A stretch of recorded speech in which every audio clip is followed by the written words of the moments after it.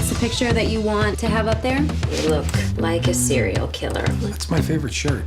Don't ever do it. Did you actually pay for that? Can I ask you a serious question? Are you colorblind?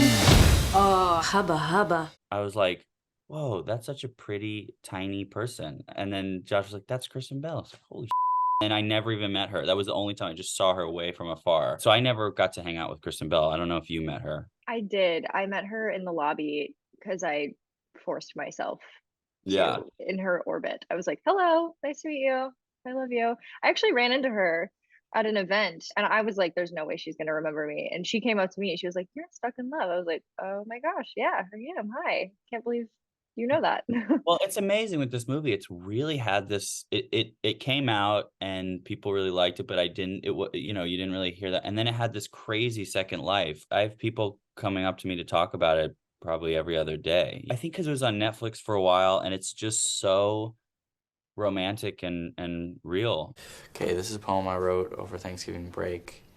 It's called School. It was written under the influence of cannabis.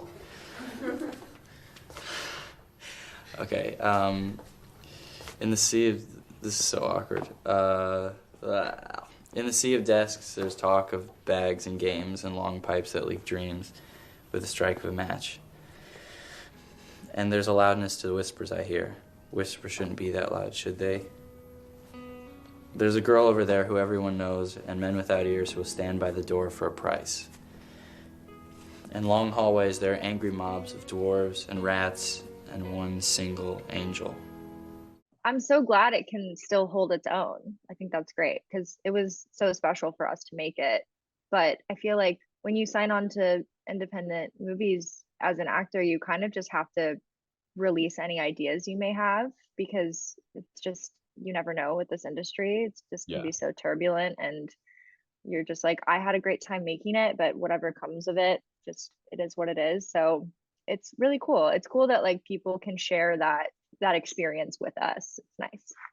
And I really like the idea that I'm part of something that's given people a lot of happiness, which I feel like this movie has done. And also people say to me like, oh, I watched it. I would watch that movie over and over and over again. I'm like, I've never done that before with any movie in my life. Like you'd be like, I finished the movie and then watch it again. And there is something about it that was in the experience of making it that I think got on the screen, which was, it felt like what you always pretend a movie is like when you do interviews and you say, oh, we had the greatest time and everybody was a family. It's never really true. This actually was the dream of what it's like to make a movie. I would love to do another movie together. That would be so fun.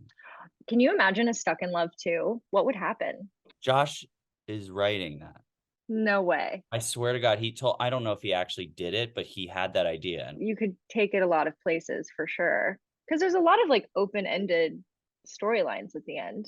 I feel like Kate wrote a book about addiction and is like a really famous, like is actually the most famous writer of all the characters.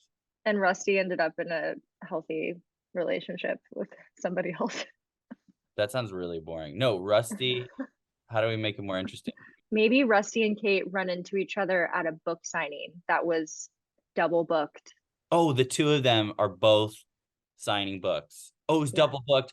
They up. They put us both on the same station. And I'm like, hey, wait, I'm supposed to be here. And you're like, hey. And we're like, Rusty?